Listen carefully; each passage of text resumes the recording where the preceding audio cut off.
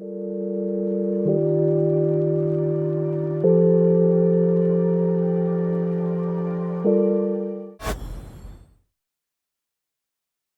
Hobbyist's Guide to Mathematical Intuition. Introduction: The untapped potential of the amateur mathematician. The annals of mathematics are illuminated by the brilliance of figures who, by modern academic standards, might be considered amateurs, yet whose contributions were foundational. Consider Pierre de Fermat, a 17th-century lawyer and jurist, whose intellectual excursions into number theory, undertaken as a beloved pastime, yielded conjectures and theorems, most famously his last theorem, that would challenge and inspire mathematicians for centuries. His work, often scribbled in the margins of books with tantalizing claims of proofs too large to fit, epitomizes the profound impact a dedicated, curious mind can have, irrespective of formal mathematical anointment. His story is a stark reminder that genius can blossom in the most unexpected soil, nurtured by an inner fire rather than structured tutelage. And then there is the more recent, electrifying story of David Smith, a retired print technician from Yorkshire, England. In 2023, Smith, driven by a long-held fascination with shapes and patterns, achieved what generations of professional mathematicians and computer scientists had pursued in vain. He discovered the first single, connected shape, an aperiodic monotile, affectionately dubbed the hat, that could tile an infinite plane without ever repeating the pattern. This solved the decades-old Einstein problem, named not for Albert, but for Einstein, one stone, a challenge that had stumped experts worldwide. Smith's discovery, born from patient experimentation with paper cutouts and computer assistants, is not merely a charming anecdote, it is a clarion call. It exemplifies with stunning clarity how a dedicated hobbyist, armed with an insatiable curiosity, dogged persistence, and a uniquely honed intuition, can unearth mathematical treasures of profound significance, often hidden in plain sight, simply by looking at the world with fresh, unconstrained eyes.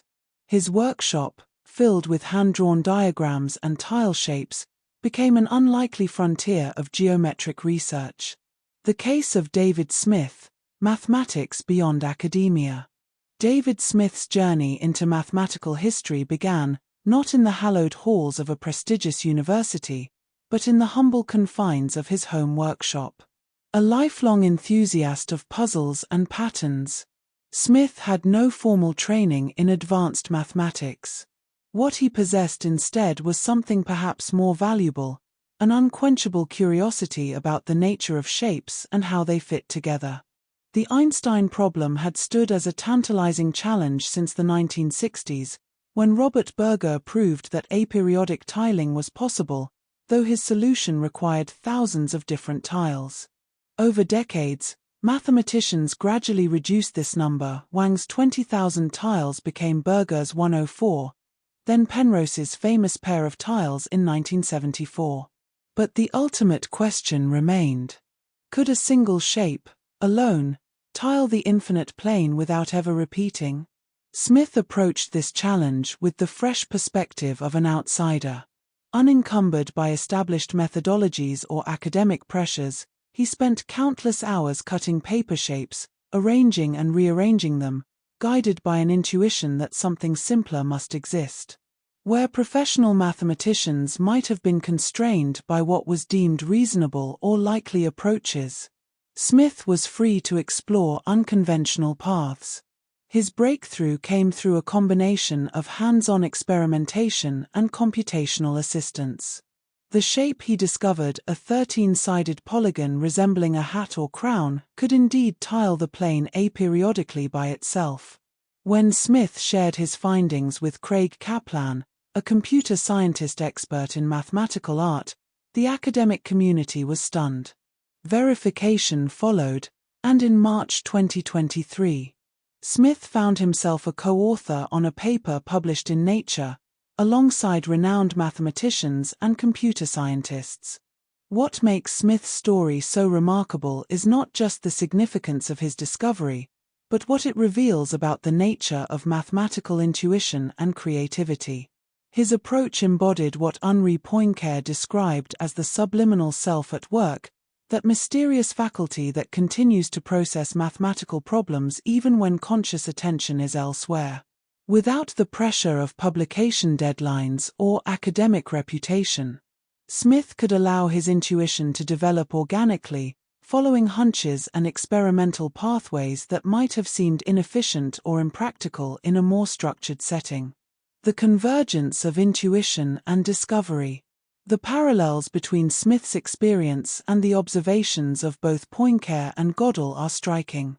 Poincaré described mathematics as requiring both logic and intuition. Logic remains barren unless fertilized by intuition. Smith's discovery exemplifies this principle perfectly. His logical understanding of geometric principles was essential, but it was his intuitive sense, that feeling that this particular shape might work where others had failed, that guided his exploration. Similarly, Gödel's concept of mathematical intuition as a form of perception resonates with Smith's approach. Gödel argued that mathematical objects exist independently of our minds, and that mathematical intuition is our means of perceiving this objective reality. For Smith, the hat tile wasn't something he invented, but rather discovered a mathematical object that had always existed, waiting to be perceived by someone with the right combination of persistence and insight. Smith's case also illuminates the distinction Gödel made between the objective and subjective moments of mathematical intuition. The objective moment involves the impression made by independent mathematical objects on our passive faculty, the mathematical reality impressing itself upon us.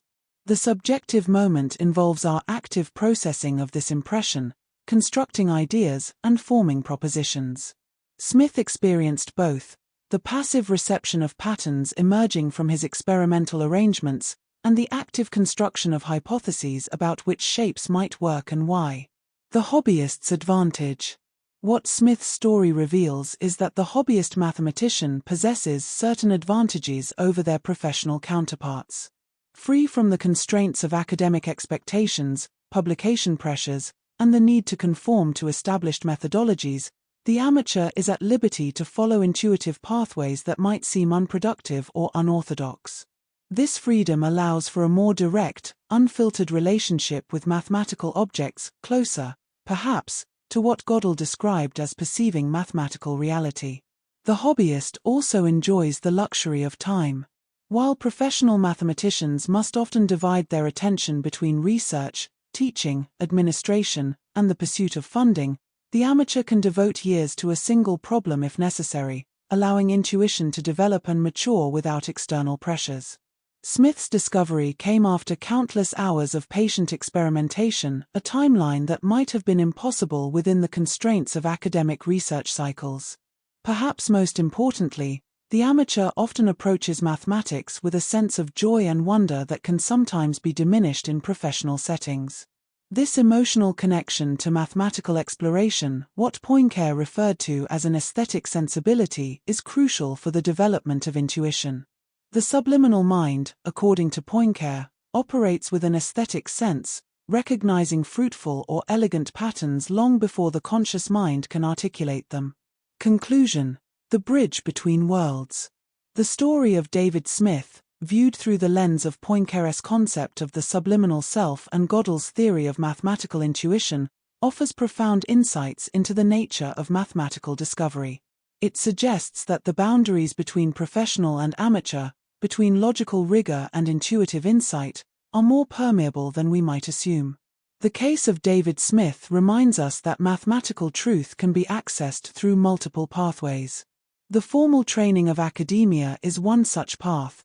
The patient, intuition-guided exploration of the dedicated hobbyist is another.